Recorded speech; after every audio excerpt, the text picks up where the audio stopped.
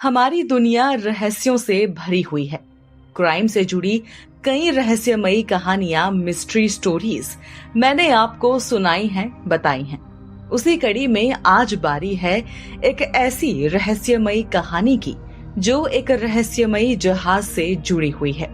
एक ऐसा जहाज, एक ऐसा शिप जिसे उसके चालक दल यानी क्रू के बिना समुद्र में भटकता हुआ पाया गया था। इस घटना ने दुनिया भर के लोगों को हैरान कर दिया था, उन्हें डरा दिया था, उनके रोंगटे खड़े कर दिए थे। रहस्य इतना बड़ा, इतना अजीब और इतना डरावना था कि इसे सुलझाने की कोशिशें आज भी जारी हैं। आज भी कई तरह के तर्क, कई तरह की थ्योरीज सामने आती रहती हैं। लेकिन आखिर क्या है इस जहाज की कहानी? आज इसी के बारे में मैं आपको बताऊंगी। तो चलिए शुरू करते हैं। मैरी सेलेस्ट एक ब्रिगेटाइन जहाज जिसे 1861 में कनाडा के नोवा स्कॉटिया में बनाया गया था।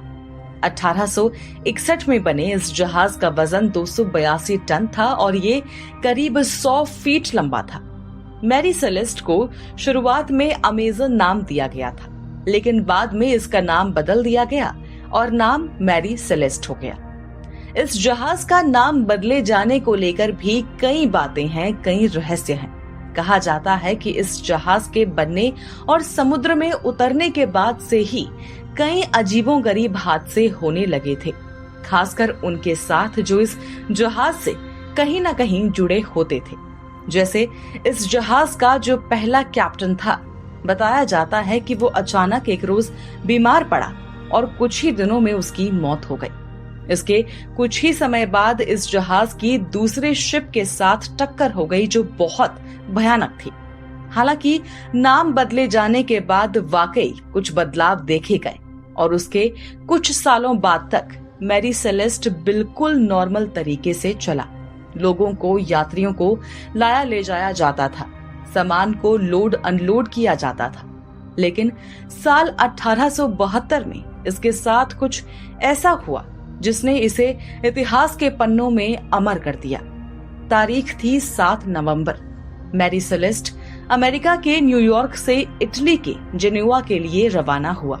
उस दिन यानी 7 नवंबर को इस जहाज पर कैप्टन बेंजामिन ब्रिग्स, उनकी पत्नी सेरा, उनकी 2 साल की बेटी सोफिया और 7 क्रू मेंबर्स थे।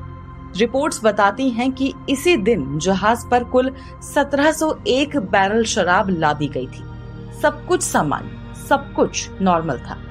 लेकिन 1 महीने से भी कम समय में यानी 4 दिसंबर को मैरी सेलेस्ट को एजोरेस आइलैंड के पास समुद्र में भटकता हुआ पाया गया। लोकल रिपोर्ट्स बताती हैं कि मैरी सेलेस्ट को ब्रिटिश जहाज देई ग्रेशिया के कैप्टन डेविड मोरहाउस ने देखा था। कैप्टन ने कांटेक्ट करने की कोशिश की, लेकिन मैरी सेलेस्ट से किसी तरह का जवाब नहीं आया। दरअसल शिप्स में आपस में बात करने के लिए कैप्टन्स किसी तरह की कोई चीज यूज करते थे और इसी वजह से जब देई ग्रेशिया के कैप्टन ने ये कोशिश की, बात करने की कोशिश की, तो ऐसा कोई भी रिवर्ट नहीं आया। ये काफी अजीब था। तो कैप्टन और उसके क्रू ने तय किया कि एक बार मैरी सेलेस्ट पर जाकर देखा जाए कि आखिर क्या माजरा है, क्या दिक्कत है। तो देई ग्रेशिया का क्रू मैरी सेलेस्ट पर पहुंचता है। जहाज पर चढ़ते ही उन्हें एक सन्नाटा सा महसूस होता है। किसी तरह की कोई आवाज नहीं, कोई चहल पहल नहीं। क्रू ने थोड़ा यहाँ वहां देखा तो पाया कि जहाज पर कोई भी शख्स नहीं था, एक इंसान मौजूद नहीं था। लेकिन जहाज पूरी तरह से सुरक्षित और सही स्थिति में था। सारा का सारा सामान सही सलामत था। शराब तक बिल्कुल वैसी की वैसी ही थी। यहाँ तक कि खाना और पानी भी अगले 6 महीने के लिए मौजूद था।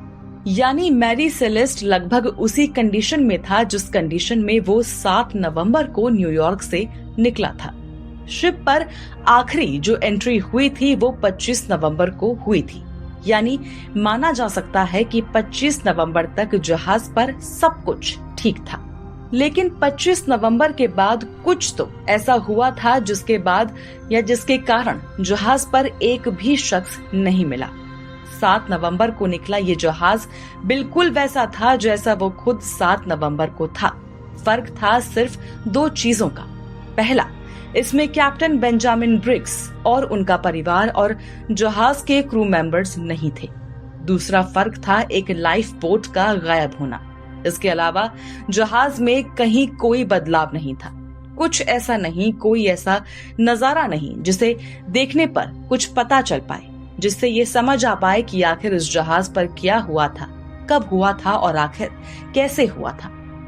ये बात अब कैप्टन ने रिपोर्ट की, यानी देई ग्रेशिया के कैप्टन ने रिपोर्ट की। देखते ही देखते दुनिया भर में ये बात फैल गई। जहाज में लगभग 10 लोग थे जिनका कोई नामो निशान नहीं था। ये बहुत बड़ी बात थी। इसके बाद इन्वेस्टिगेशन शुरू हुई। इस इन्वेस्टिगेशन में हालांकि ऐसा कुछ सामने नहीं आ पाया जिससे पता लग पाए कि जहाज में क्या हुआ था और वो लोग आज कहाँ हैं। लेकिन इसके बाद दौर शुरू हुआ थ्योरीज का। दुनिया भर के लोगों ने कई तरह की कहानियां सोची और शेयर की। एक सबसे पॉपुलर थ्योरी ये थी कि जहाज पर समुद्री लुटेरों का हमला हुआ होगा। ये होना समुद्रों में काफी आम हुआ करता था। कई दफा लुटेरे इस तरह के जहाजों को लूटते थे और उसमें रखा सामान उठाकर ले जाते थे। लेकिन इस थ्योरी के अगेंस्ट, इसके खिलाफ सबसे बड़ी बात तो यही थी कि जहाज पर किसी तरह के कोई लड़ाई झगड़े के सामान इधर उधर फेंके जाने के निशान ही नहीं मिले थे। और अगर लुटेरों ने हमला किया भी था तो भला वो खाने पीने का सामान क्यों छोड़ गए थे, शराब क्यों छोड़ गए थे। दूसरी थ्योरी ये थी कि क्या पता जहाज में मौजूद लोगों में ही कुछ लड़ाई झगड़ा हुआ हो, लेकिन इसका भी कोई सबूत नहीं मिला। तीसरी थ्योरी लगाई गई कि जहाज पर मिथाइल अल्कोहल का रिसाव हुआ होगा। तो जैसे ही जहाज में मौजूद लोगों को इसका पता चला तो उन्हें जहरीली गैसों का डर हो गया होगा, जिसके बाद वो लाइफ बोट में सवार होकर भाग गए होंगे। लेकिन अगर ऐसा भी हुआ होगा तो आखिर वो लोग कहाँ गए, कभी मिले कैसे नहीं, लाइफ बोट उन्हें कहाँ तक ले गई होगी। क्योंकि अगर वो भटक कर किसी देश भी पहुंच गए होंगे तो दुनिया भर में जब ये खबर दिखाई गई, चलाई गई, छापी गई तो वो सामने बिल्कुल आते। लेकिन ऐसा भी नहीं हुआ था। चौथी थ्योरी काफी डरावनी थी, लेकिन इस पर ज्यादा लोगों को विश्वास नहीं था। इसमें कहा गया कि किसी सी मॉन्स्टर यानी समुद्री राक्षस ने इन लोगों पर हमला किया होगा और इसी कारण ना तो जहाज पर कोई लड़ाई झगड़े के सबूत मिले और ना ही कुछ। लेकिन अगर ऐसा भी था तो लाइफ बोट का गायब होना यहाँ पर अजीब बात हो जाती है। एलियंस को लेकर भी बात हुई, लेकिन ये भी प्रूफ नहीं हो पाया। पांचवी थ्योरी तो बहुत खूंखार है। कहा गया कि हो सकता है कि कैप्टन, उसकी फैमिली या फिर क्रू में से कोई एक शख्स ऐसा रहा हो जिसे दिमागी रूप से बीमारी रही हो, वो दिमागी रूप से कमजोर रहा हो और उसी ने धीरे धीरे एक एक कर सभी को मौत के घाट उतारा हो और फिर आत्महत्या कर ली हो। तो छठी थ्योरी आई वैज्ञानिकों और इतिहासकारों की तरफ से। उन्होंने कहा कि हो सकता है कि जहाज पर कोई प्राकृतिक आपदा यानी नेचुरल कैलामिटी जैसे समुद्री पानी का भारी उछाल आया होगा या फिर भूकंप आया होगा, जिससे क्रू को लगा होगा कि जहाज डूबने वाला है और इसी डर से वो जहाज को छोड़कर लाइफ बोट में सवार हो गए होंगे और फिर किसी कारण नहीं लौट पाए होंगे, यानी रास्ते में फिर कुछ ऐसा हो गया होगा जिस कारण वो लोग मारे गए होंगे। लेकिन एक बार फिर वही तर्क आता है कि जहाज तो बिल्कुल सही कंडीशन में था। तो आज इतने साल बीत चुके हैं, लेकिन ना तो किसी थ्योरी को प्रूफ करने लायक कोई सबूत आज तक सामने आ पाया है और ना ही किसी तरह का कोई सबूत, कोई लीड इसे लेकर मिल पाया है। लोग अब इसे भूतिया जहाज कहने लगे हैं। कुछ लोगों ने तो इसे श्रापित जहाज तक कहा है। लेकिन मैरी सेलेस्ट की कहानी सिर्फ एक भूतिया या श्रापित जहाज की कहानी नहीं है, बल्कि ये मानवीय जिज्ञासा, ह्यूमन क्यूरियोसिटी और डर की भी कहानी है। ये कहानी हमें बताती है, हमें सिखाती है कि समुद्र के रहस्यों को समझना आज भी कितना बड़ा चैलेंज है। तो ये थी मैरी सेलेस्ट की कहानी। एक ऐसा जहाज जो न जाने कब से अपने क्रू के बिना समुद्र में भटकता रहा था और न जाने उसमें ऐसा क्या हुआ था जिस कारण एक साथ 10 लोग उससे गायब हो गए। तो आप इस अनसॉल्व्ड केस को लेकर, इस अनसॉल्व्ड मिस्ट्री को लेकर क्या कहेंगे? क्या आप मानते हैं कि मैरी सेलेस्ट की मिस्ट्री को कभी सुलझाया जा सकेगा? और आपकी थ्योरी क्या कहती है?